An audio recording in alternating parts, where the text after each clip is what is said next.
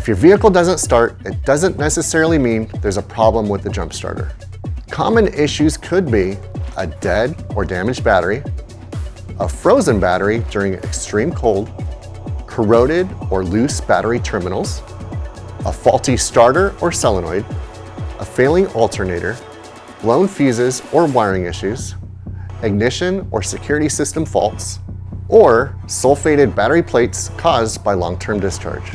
If you've tried starting your engine 3 or more times and it still won't start, we recommend having your vehicle inspected by a qualified technician for further diagnostics.